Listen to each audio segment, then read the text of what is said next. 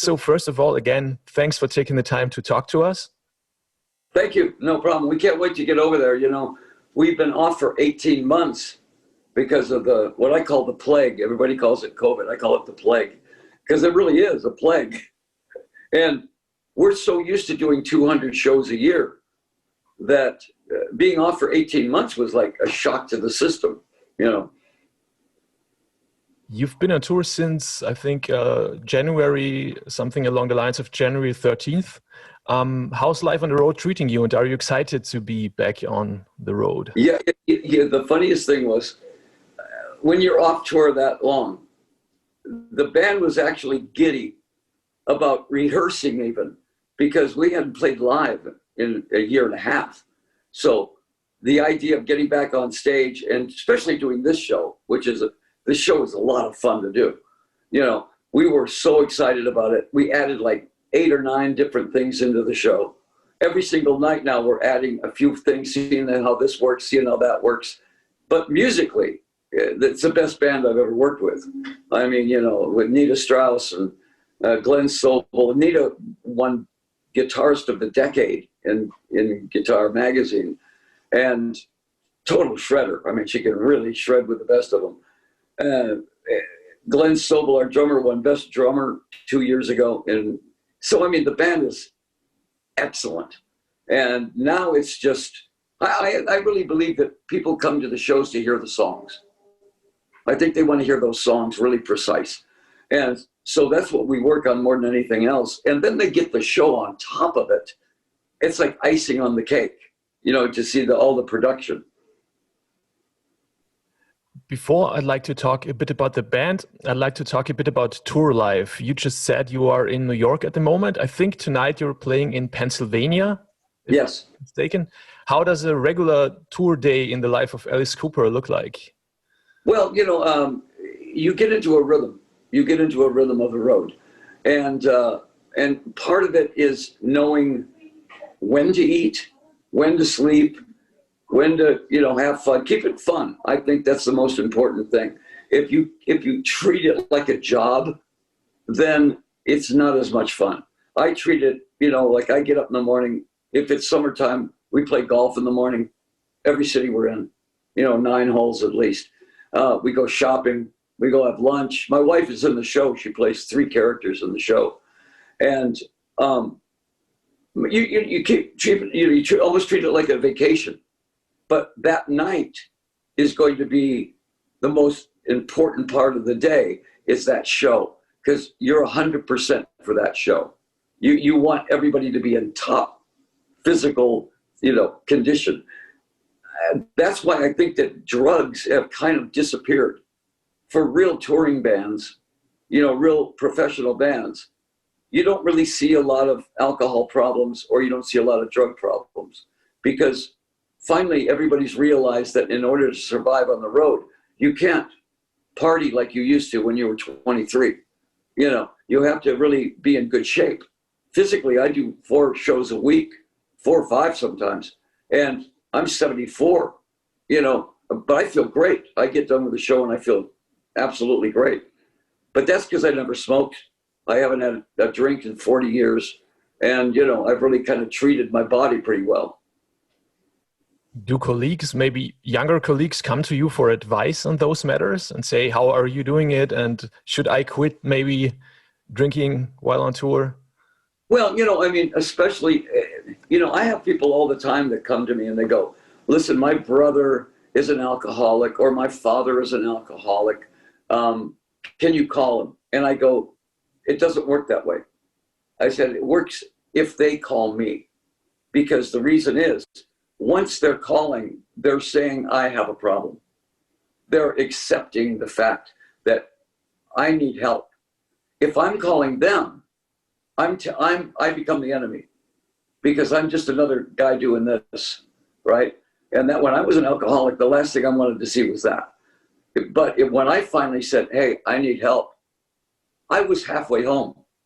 I was halfway sober at that point, because I had already admitted I needed help, and I was going to try to get sober, and I did. So, you know, half the battle is accepting it and saying that you do need help. Do you still go golfing? So in an interview that you once gave, you said you golf every day, even when on tour. Do you still do that? Can you still do that at the moment due to the whole pandemic thing? Oh, absolutely. Yeah. Well, right now it's a little bit cold, but when once you get into April, yeah, we'll play 9 holes every day. My guitar player, Ryan Roxy, plays. Chuck Garrick, my bass player, plays. So, we get up every morning, 6:30, 7 o'clock. We're on the tee, and we're done by 9 o'clock. So we have the rest of the day. But, if you're I traded being a drug addict and an alcohol addict for being a golf addict. You just talked about your band, about Nita Strauss, which is a remarkable guitar player. And she followed Orianthi, which is also a remarkable guitar player who's played with you for some years. Now, you've always had a special relationship with guitar players. You've had Steve White, Joe Satriani, the best from the best. What do you look for when you look for a guitar player? I see guitar players as the gunslingers.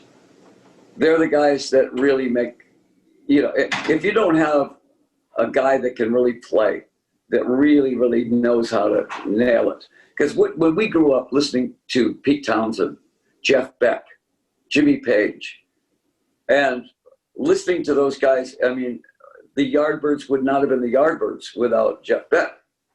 Eric Clapton and Cream, those were the guitar heroes. I'm always looking for that next guitar hero. But the Alice Cooper Band, I always looked for them. I surround myself with great players. When I get ready to put a band together, I look for not just how great they are, but their personalities. That's the important thing. Are they going to be somebody that's going to be fun to work with, or are they going to be, depressing? Are they going to be arrogant? Are they going to be egocentric? Everybody in my band are best friends. And the funny thing is, everybody in the Hollywood Vampires are best friends. So the Vampires were together 7 years now. I've never heard one argument in rehearsal, in the studio, on stage, on tour. Nobody ever argues. Everybody just gets up there and has fun. The Vampires are like a huge all-star band, which everybody's in the Vampires is famous. Whereas in your band, obviously you're the legend playing with the band. Do you think, is the dynamic the same? Is there the same sense of camaraderie, which you just hinted at in both bands? So there's no difference between those? Yeah, I think it starts at the top. I think that whoever's leading the band, the other guys mold into that.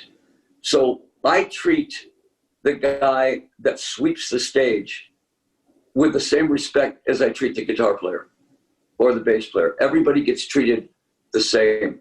If we have a night off, for example, I'll invite everybody to go to dinner. We take 35, 40 people to dinner. And that means everybody. That means the lowest guy on the totem pole is treated exactly the same as the band. And to me, once you do that, you get a loyalty that, most guys don't even know who worked for them. I know everybody that works for me. And I know pretty much their families. So I like to keep it like that. And that way, every show, everybody wants to do the best show that night. Everybody wants to do the best, make it represent the best thing. And I want them to have pride in the show. Not just the fact that, all I do is the lighting. I go, no, without that lighting, I don't look good. So you're as important as I am. That's how you work. I think that's how you work a band. You're known to be a very loyal boss. For example, there's been headlines during the pandemic that you set aside money for the band and for the crew while they couldn't work, because the pandemic has been a terrible situation for a lot of your crew. Yeah, that was very important. I mean, Shep Gordon, my manager, and I, the first thing he said was, what do you think about putting a fund together? Because they're not going to be, we don't know how long this thing's going to last, to be honest with you. Nobody knew. It could be a month. It could be, you know, a year and a half is what it was. So we both looked at it and said, well, how are these guys going to sustain their families? They'll get work compensation for a while, but that's going to run out. And when it does, we'll have this. They can come to this and go to that money. But I think that's, you know, if you're treating your band and your tour like family, you would do the same thing for your family, so you do it for them.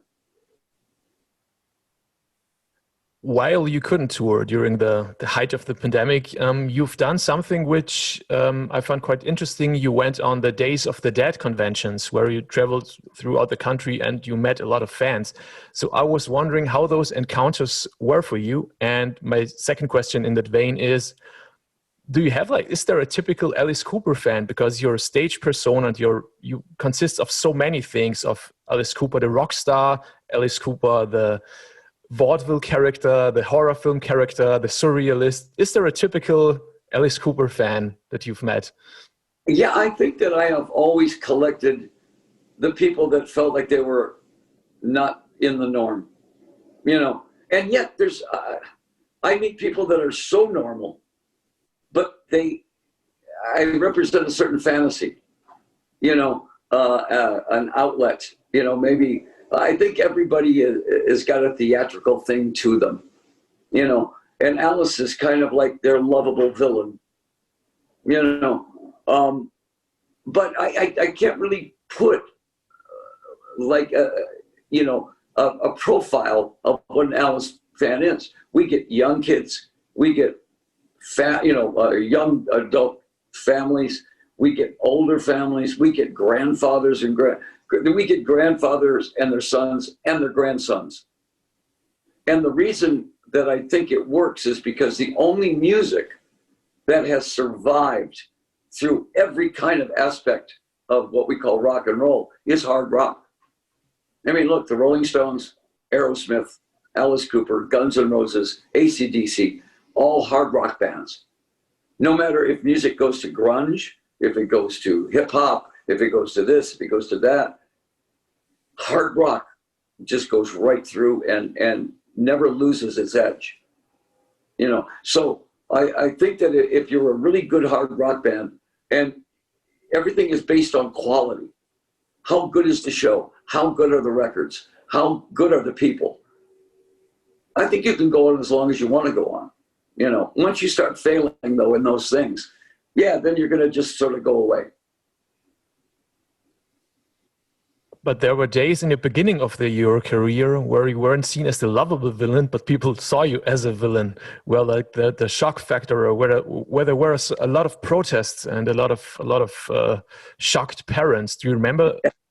Well, that helped Alice Cooper. You know, I mean, the whole idea was that we did shock people on purpose, and we shocked parents on purpose. Because every kid, if you tell them you can't go see Alice Cooper, they're going to go see Alice Cooper. If you tell them they can't have the albums, they're going to find a way to get the albums. And then when they got the albums, they went, well, wait a minute, there's nothing on these albums that should be censored. It's not satanic. It's not, you know, it's a whole different perspective once you hear the albums. Even the parents, after they listen to the albums, they go, oh, okay, I get it. That what they didn't get is that the character was a villain, but he was sort of an American Frankenstein. He was sort of like a tornado of all these insanities going on at once in one person. And it took a while before they got the humor in it, you know, the satire in it. At the same time, though, there were other songs that were truly scary songs. You know, I would go out of my way to write a song that was Edgar Allan Poe-ish type of real, you know, I Love the Dead and songs like that. You know, I wrote those to be very scary. But other songs have got, you know, Cold Apple is about necrophilia, you know, but at the same time, it's a humorous look at it. Like, in fact, who does this? Nobody. You nobody, that I can think of does necrophilia, So why not make fun of it? I mean, you pushed the envelope quite far for everything that came in rock music with that. Well, as long as the songs had quality, as long as there was an 18, No More Mr. Nice Guy, School's Out. When you buy an album, you don't get the show. You get the album and you get the songs. So people fall in love with the songs first. And then they go to the show and they go, oh my gosh, look at this show that goes along with these albums. That's when you're getting like plus on a plus on a plus. And people, of course, are going to come back because they want to see what happens next, And we keep changing the show all the time because we get people that come to 10 shows. And so they'll see the show one night and they come back the next night and 3 things are different. And they go, well, wait a minute, that wasn't there last night. So it's sort of a living, breathing, organic kind of show. You've released Detroit Stories in 2021, and you've told press that you're already working on 2 new records at the same time, again with Bob Ezrin. You said it's 2 rock records, but can you talk a bit about the progress of those records and what we can expect from them? Well, a lot of those were born during the plague. We couldn't go touring for 18 months. So what's a musician going to do? Well, they're going to write songs. Everybody has a studio in their house. So we're writing songs and doing demos. And, at the end of this whole thing, I got in touch with Bob and said, here's 30 songs. And we decided, okay, let's do 2 albums. But the 2 albums are definitely 2 different angles of coming into Alice Cooper. One is a very hard rock. The other one is it's hard rock, but it's twisted. And that's all I can say about it right now because there's a couple of really important things about both albums. You have worked with Bob for such a long time, and I think you both probably have very strong ideas of what Alice Cooper is musically and artistically. Yeah. What's the role of Bob, and what's the relationship between you and Bob in the studio? Well, Bob is my George Martin. What George Martin did with the Beatles is what Bob did with Alice Cooper early on with Love It to Death and Killer and School's Out. He kind of taught us how to write a song, even though we wrote great parts. We wrote songs, but the verse was great. B section wasn't great. Chorus was okay. And then another song, the chorus was great, but the verse wasn't that good. And he came in and taught us how to put all that together so that the verse was great, the bridge was better, and the chorus was even better. That's how we learned how to write. And Ezrin is the only guy on the planet that understands Alice as much as I do. Because when we're doing the lyrics and the vocals, that's when the real personality of Alice shows up. We talk about him in the third person. We talk about Alice in the third person. So we'll be sitting there listening back to a track, and he'll go, oh, wait a minute, Alice would never say that. And I go, oh, yeah, you're right. Let's rewrite that. Or I'd sing a certain way, and I'd go, you know what? That does not sound like Alice. And we do talk about him in the third person because he is. He's a character. And I think that's what Bob knows. Bob might have as dark a sense of humor as I do. So we'll sit there and we'll go, oh, we can't say that. And then we both go, yeah, we can. Alice would say that. So yeah, we can say that. But we were very, very particular about how Alice sounds and how to make Alice, come to life on that record. But you're more often on the same page than not. Oh, 99% we're on the same page, and we bounce ideas off of each other all the time, and a lot of the album is created in the studio. The songs are all written, ready to go. And then we start playing them and we start going, you know what? If we did this, twisted it this way, we could connect it to that. and it would keep the storyline going. Ah, good, let's try that. And, you know, a lot of experimentation in the studio, but at the same time, we both know when it's right and when it's wrong. And did you immediately know that you've made such a great record with Detroit Stories? You know, we knew that every song we were happy with. We had no idea that it was going to debut at #1. You know, we just didn't think of it that way. We just said, this is a good Alice Cooper album. I think the Alice fans are going to love this. And then it came out, and other than Alice Cooper fans loved it. So, I mean, that's what made it go right up, right up the charts like that. We haven't had an album ever debut at #1. School's Out, I think, came in at #2. Billion Dollar Babies came in at 5, and then went to a #1. But we never had an album that debuted at #1. It also went straight to #1 in Germany and stayed on it for, I think, 7 weeks. #1 charts. That's amazing. And you know, I always tell people this. The German audience and the British audience are the two most loyal audiences we have. I mean, there are people that came to see us in 1970 when we first started touring Europe. Their families are still coming to the Alice Cooper shows because it's tradition now, you know, and we try never to disappoint. Whoever's going to see this show this year is going to say, wow, this show blows that show away, you know. And that's how we always, if you don't keep that quality up and that power up, then you're just kind of like reliving the past. I want the show to look really brand new and sparkling. Yeah, we do all the old songs, you know, we do all the hits, but we do them in a way that audiences go, oh my gosh, I never thought of that. You know, I never thought they'd go there. Would you say you're a workaholic? Because you just talked about like being addicted to golf instead of being addicted to whatever. And I thought, is work also a part of it? Because you've been working quite a lot. 3 albums, touring with 2 bands. Yeah, and you know, I mean, I've got a charity that I work on when I'm at home. Solid Rock is something where every teenager can come in and learn any instrument for free.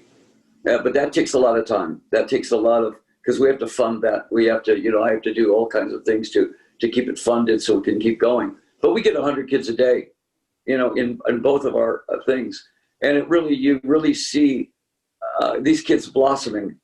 Because I believe every teenager has some talent. And we say, come on in and find your talent, and we'll help you go further with that. And it's all for free, you know. So that takes time. My family, you know, are so much fun. My 3 kids are all in show business, but they're great kids. No drug problems, no alcohol problems. They're just great. And all of these things take a little bit out of your time. So if I sit down for one day and play golf and then watch TV, I feel like I've wasted a day. You know, I do the radio show. You know, my radio show has been on for 18 years, and that's a 5-hour show, you know, that's syndicated. So I have to do that every day too. You know, I'm not a workaholic, but I understand what I have to do, and I always make sure that it's fun. If it starts getting to be a job, then I don't want to do it. You know, I love doing the radio show. I love doing the charities thing. I love doing Alice Cooper. If that becomes work to me, then I avoid it. Well, then I appreciate it all the more that you took your time to talk to us. It's been great fun talking to you. And thank you. And, you know, well, again, if we do 20 shows in Europe, 10 are in Germany. I mean, we do so many shows in Germany because they're one of the most loyal audiences we have. So we can't wait to get to Germany. That's perfect. We can wait to have you here. Thank you. Alice, thank you very much. It was a huge pleasure talking to you. Thank you. Goodbye. Bye-bye.